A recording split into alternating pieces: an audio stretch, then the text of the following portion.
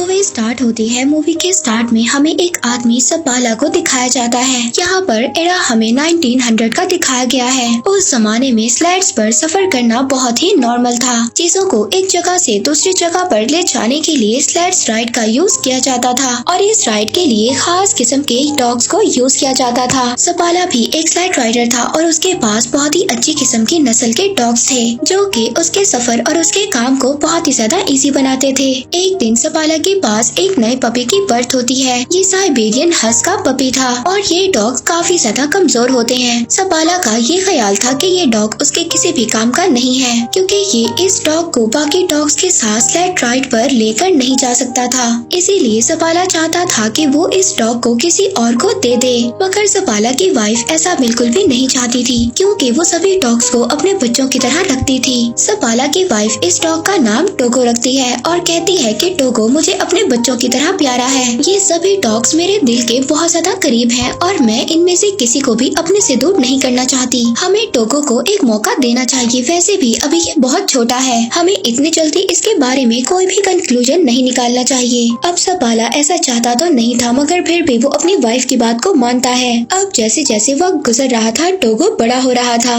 लेकिन टोगो काफी ज्यादा शैतान था और उसने सपाला के नाक में दम कर रखा था। सपाला की वाइफ हमेशा सपाला से यही कहती थी कि वो टोगो को अपने साथ स्लेड राइड पर लेकर जाए, मगर सपाला अपनी वाइफ से यही कहता है कि टोगो अभी बहुत ज्यादा वीक है और ये स्लेड राइड पर सरवाइव नहीं कर सकता। सपाला अब एक दिन टोगो को अपने फ्रेंड को दे आता है, मगर सपाला की वाइफ ये जानती थी कि टोगो जितना ज्यादा शैतान है उसको कोई भी नहीं रख सकता और अब होता भी ऐसे ही है। अगले दिन सपाला का फ्रेंड टोगो को वापस ले आता है और कहता है कि ये तुम्हारा डॉग बहुत ज्यादा शैतान है और इसे मैं अपने साथ नहीं रख सकता। और इस बात पर सपाला की वाइफ बहुत ज्यादा मुस्कुराती है क्योंकि टोगो वाकई शरारती था। सपाला जब भी अपने बाकी डॉग्स को राइड पर लेकर जाता था तो टोगो उसके पीछे आता था। हालांकि सपाला टोगो को फेंस के पीछे बांध दिया करता था, मगर फिर भी वो जमीन को खोदकर वहाँ से भाग जाता है और सीधा सपाला के पीछे जाता है। अब टोगो के आने से वो बाकी डॉग्स के साथ मस्ती करता है, जिस वजह से सपाला की प्रैक्टिस खराब हो जाती है जो वो अपने डॉग्स के साथ कर रहा था। एक दिन वो पानी में भी गिर जाता है। सपाला उसकी शरारतों से तंग आ गया था, इसलिए अब वो टोगो को रूम में बंद कर देता है, मगर टोगो वहाँ से भी किसी तरह से बाहर निकल आता है। अब एक दिन सपाला अपनी एक फीमेल फ्रेंड को कन्विंस करता है कि वो टोगो को अपने पास रख ले। सपाला की फ्रेंड बहुत ज्यादा स्ट्रिक्ट थी, वो ये कहती है कि टोगो को रूम में ही रहना होगा। खैर सपाला को इस बात से अब कोई भी मसला नहीं था। वो अपनी फ्रेंड के पास टोगो को छोड़कर वहाँ से चला जाता है, मगर उनके जाने के थोड़ी ही देर बाद टोगो वहाँ पर विंडो का शीशा तोड़ता है और बाहर आ जाता है और सीधा दोबारा से सपाला के पास आ जाता है। सपाला टोगो को देखकर बहुत ज्यादा परेशान हो जाता है। वो नोटिस करता है कि टोगो के हाथ भी जख्मी हो चुके हैं और उनसे खून निकल रहा है, इसीलिए अब वो टोगो को घर तक ले जाने के लिए स्लेड पर बिठाता है, मगर टोगो स्लेड पर नहीं बैठना चाहता था। वो बाकी डॉग्स के साथ भागना चाहता था। अब इतनी ज्यादा कोशिश करने के बाद भी जब टोगो स्लेड पर नहीं बैठता तो सपाला उसको बाकी डॉग्स के साथ बांध देता है। अब कुछ दूर जाने के बाद सपाला ये नोटिस करता है कि टोगो काफी ज्यादा एनर्जेटिक है और वो बाकी डॉग्स के निस्बत बहुत ज्यादा स्पीड से भागता है और अब इसीलिए सपाला टोगो को सबसे आगे बांध देता है। टोगो अपनी स्पीड से बहुत ही जल्दी सबको घर पहुंचा देता है। सपाला टोगो को देखकर बहुत ज्यादा खुश होता है और हैरान भी। वो आकर अपनी वाइफ को बताता है कि टोगो कितना स्पीड में भागा। वो अपनी वाइफ को ये भी बताता है कि ये एक लीड डॉग है। वो टोगो को देखकर बहुत ज्यादा खुश हो रहा था। सपाला की वाइफ भी टोगो को देखकर बहुत ज्यादा खुश होती है। इसके बाद सपाला अपने शहर में टोगो की मदद से बहुत ज्यादा स्लेड रेसेस जीत जाता है और आहिस्ता आहिस्ता सपाला और टोगो बहुत ज्यादा फेमस हो जाते हैं। वक्त इसी तरह गुजरता रहता है और अब 12 साल हो चुके थे। हम देखते हैं कि टोगो अब काफी ज्यादा बूढ़ा हो गया था। एक दिन अपने सफर से वापस अपने शहर में आता है तो उसको ये बात पता चलती है कि शहर में एक बीमारी फैल चुकी है। उस बीमारी का नाम था डिप्थीरिया और वो बच्चों पर बहुत ज्यादा इफेक्ट हो रही थी। इस बीमारी से बच्चों की जान भी जा रही थी और सब लोग बहुत ज्यादा परेशान थे।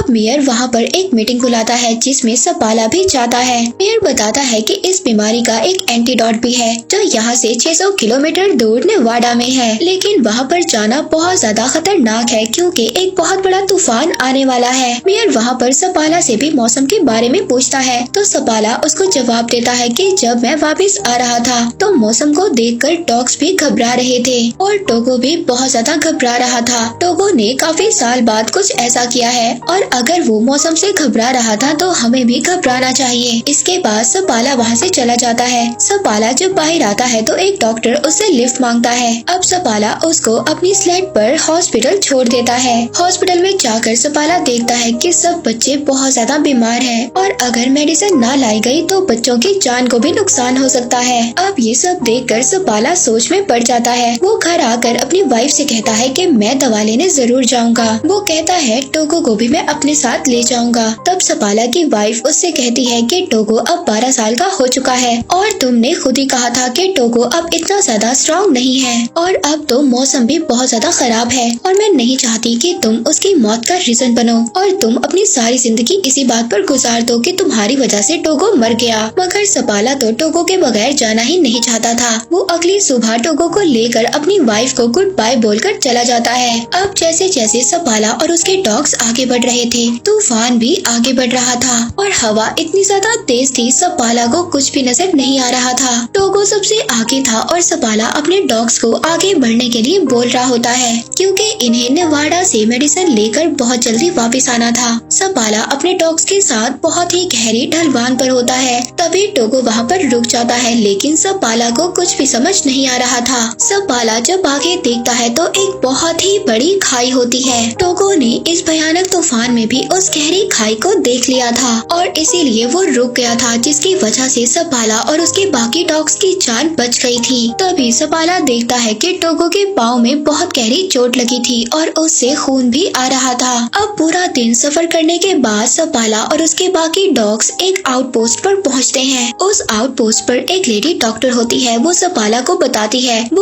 है कि टोगो अब 12 साल का हो चुका है और ये काफी ज्यादा वीक हो चुका है और इतना बड़ा सफर टोगो के लिए अच्छा नहीं है। मगर फिर भी अगले दिन सपाला और उसका लीडिंग डॉग टोगो आगे बढ़ते हैं। वहीं पर दूसरी तरफ हॉस्पिटल में बच्चों की हालत बहुत ज्यादा खराब हो रही थी। इधर सपाला अपने डॉग्स के साथ आगे बढ़ रहा था। वो शॉर्टकट्स ले रहा था ताकि वो जल्दी से अपने पॉइंट पर पहुंच सके। अब जब वो आगे देखता है तो आगे एक बहुत ही खतरनाक जमी हुई झील थी और दूसरी तरफ से खतरनाक तूफान भी उनकी तरफ बढ़ रहा था। मगर सपाला यहाँ पर डरता नहीं है। वो अपने डॉग से कहता है कि आगे बढ़ो इस बर्फीली झील से जो उनके कदमों से भी हिल रही थी। सपाला के डॉग्स बहुत तेजी से आगे बढ़ रहे थे और वो किसी तरह उस झील को पार कर लेते हैं। अब पूरा दिन सफर करने के बाद ये लोग एक और चेक पोस्ट पर पहुँचते हैं और वहाँ पर पहुँचकर आराम करते हैं। दूसरी तरफ हम देखते हैं कि सपाला की वाइफ मेयर के पास जाती है। वो बताती है कि नेवाडा से मेडिकेशन को भेज दिया गया है और वो रास्ते में ही सपाला को मिल जाएंगी। मगर सपाला तो शॉर्टकट से आगे बढ़ रहा है और अगर वो मेडिकेशन उसको ना मिली तो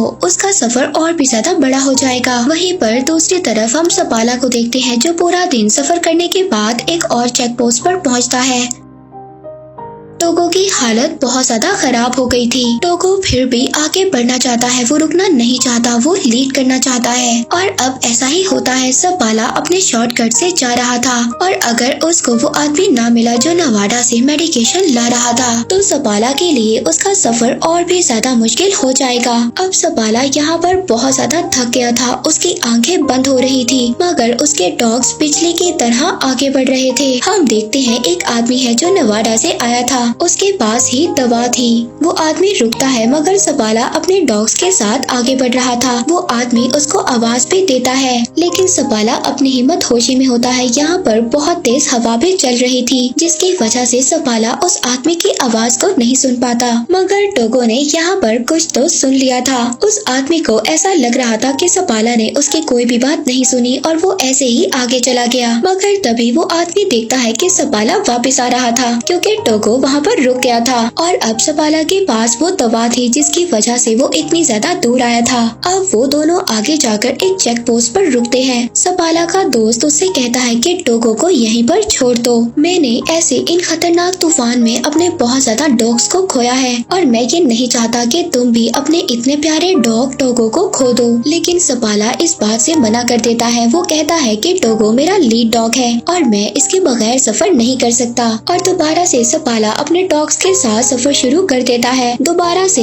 उनके सामने वही झील आती है जिस झील को सपाला ने अपने डॉग्स के साथ कल पार किया था और अब वो झील हिल रही थी। मगर ये लोग अगर इस झील पर से ना गए तो इनका सफर एक और दिन बढ़ जाएगा। सपाला अब ये फैसला करता है कि वो इसी रास्ते से आगे बढ़ेंगे। वो अपने डॉग टोगो को कहता है कि आगे बढ़ो। उसके सारे डॉग्स बहुत ही तेजी से उस झील को पार करने लगते हैं और अब उस झील में से पानी निकलना भी स्टार्ट हो जाता है। अगर ये लोग इसी झील में डूब गए तो सबके सब मर जाएंगे। मगर यहाँ पर टोगो और बाकी डॉग्स के स्पीड की वजह से वो लोग किसी न किसी तरह किनारे पर पहुँच जाते हैं। मगर जिस टुकड़े से ये डॉग्स आगे बढ़ने वाले थे तभी वो टुकड़ा हिलता है और किनारे से अलग हो जाता है। अब सपाला टोगो को उठाकर उस किनारे पर फेंक देता है और कहता है कि इस बर्फ के टुकड़े को खींचो। टोगो यहाँ पर बहुत ज्यादा जख्मी था मगर वो जख्मी होने के बावजूद भी अपना पूरा जोर लगाता है और सभी को किनारे पर ले आता है। अब ये लोग सबके सब उस जमी हुई झील से बाहर आ जाते हैं जहाँ पर ये सब लोग फंस गए थे। अब सपाला अपने डॉग्स को किसी न किसी तरह बचाकर एक चेक पोस्ट पर ले आता है जहाँ पर वही लेडी डॉक्टर भी थी। वो लेडी डॉक्टर जब टोगो को देखती है तो उसकी आंखों में आंसू आ जाते हैं। वो सपाला से कहती है कि तुम्हारा डॉग मर रहा है, इसकी हालत बहुत ज्यादा खराब है। वो यहाँ पर सपाला को भी उदास कर देती है क्योंकि टोगो सपाला को बहुत ज्यादा प्यारा था। अब सपाला रात गुजारने के बाद जब अगले दिन अपना सफर शुरू करता है तो वो टोगो को आगे नहीं बांधता बल्कि पीछे बांध देता है क्योंकि वो बहुत ज्यादा बीमार था और सफर भी नहीं कर सकता था। मगर फिर भी टोगो अपनी पोजीशन पर खड़ा हो जाता है। सपाला ये समझ आता है कि टोगो अभी रेस्ट नहीं करना चाहता और वो अपनी जगह पर खड़ा होना चाहता है और ये अपना सफर खत्म करना चाहता है। वो टोगो को आगे बांध देता है जिसके बाद वो लोग अपना सफर शुरू करते हैं। आखिरकार कुछ घंटों के बाद तूफान इतना ज्यादा खतरनाक हो जाता है कि सपाला को कुछ भी नजर नहीं आ रहा था और न ही सपाला को रास्ता नजर आ रहा था। वो टोगो के पास जाता है और कहता है कि मुझे तो रास्ता नजर नहीं आ रहा, तुम्हें ही अब हमें रास्ता दिखाना होगा और नेक्स्ट पोस्ट तक जाना होगा। सपाला यहाँ पर अपने पूरे चेहरे को ढांप देता है जिसके बाद टोगो अब इनको आगे लेकर जाता है। मगर कुछ दूर जाने के बाद टोगो भी अब थक गया था। वो थक कर वहीं पर बैठ जाता है। अब सपाला उठकर टोगो के पास जाता है। वो टोगो से कहता है कि तुम्हें उठना होगा और हमें ये मेडिसिन लेकर जाना होगा और अगर हम आगे अपनी मंजिल तक ना बढ़े तो हम यहीं पर मारे जाएंगे। मगर टोगो उसकी बात का कोई भी रिस्पॉन्स नहीं कर रहा था।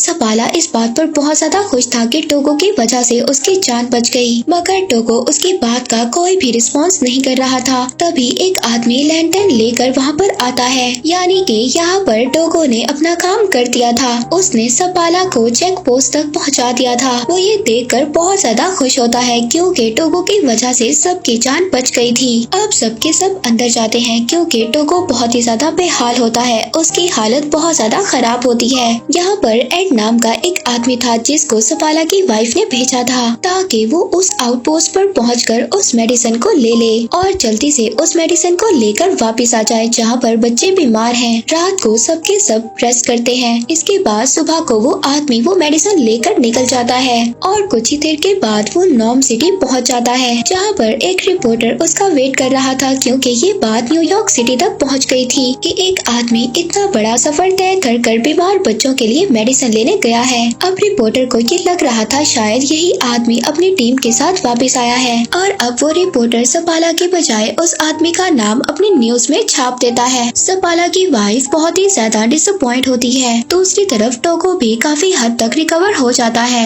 अब सपाला अपने डॉग्स के साथ नॉर्म सिटी पहुंच जाता है। वहाँ पर सपाला और टोगो को थैंक्स बोलने के लिए बहुत सारे लोग आते हैं। यहाँ पर वो बच्चे भी आते हैं जो सपाला की वजह से ठीक हो गए थे। वहीं पर एक बच्ची भी आती होती है वो टोगो को देखती है और पूछती है कि क्या ये मरने वाला है। तो सपाला इसकी ये बात सुनकर अपने घर से बाहर चला जाता है। तब उसकी वाइफ उसके पीछे जाती है। वो अपनी वाइफ से कहता है कि टोगो की आज जो भी हालत है वो मेरी वजह से है। टोगो 12 साल का था और उसे मुझे अपने साथ लेकर नहीं जाना चाहिए था। लेकिन उसकी वाइफ उससे कहती है कि क्या टोगो के अलावा कोई और भी था जो ये काम कर पाता। सपाला यहाँ पर खामोश हो जाता है क्योंकि वो ये जानता था कि टोगो के अलावा कोई भी ये काम ना कर पाता। अब इसके बाद हम देखते हैं कि अगली सुबह सपाला दोबारा से अपने डॉग्स के साथ प्रैक्टिस पर जा रहा था। अब टोगो जब ये देखता है तो वो भी बाकी डॉग्स के साथ बाहर जाना चाहता था। वो घर में नहीं रुकना चाहता था। अब सपाला इस बात को समझ आता है कि वो स्लाइड्स को नहीं खींचना चाहता था, बल्कि वो तो सपाला के साथ टाइम गुजारना चाहता था। अब थोड़े वक्त के बाद टोगो बिल्कुल ठीक हो जाता है। सपाला अपनी वाइफ और टोगो के साथ लंबी सैर पर जाया करता था। 2 साल के बाद टोगो के कुछ बच्चे भी होते हैं जिन्हें वहाँ पर बहुत सारे मेजर्स लेने आया करते थे। इन बच्चों की ब्रीड को एक नया नाम दिया गया था, वो था सपाला साइबेरियन। इसके बाद 1929 में टोगो की डेथ हो गई। उसके बाद भी सपाला डॉग्स को ट्रेन करता था, लेकिन टोगो तो उसके सिटी में बहुत ज्यादा फेमस डॉग था। तो ये थी टोगो की स्टोरी। हम देखते हैं कि टोगो ने इस स्टोरी में ये प्रूव किया कि इस दुनिया में सबसे ज्यादा वफादार और ख्याल रखने वाले सिर्फ डॉग्स ही होते हैं। और इसी के साथ ये मूवी यहीं पर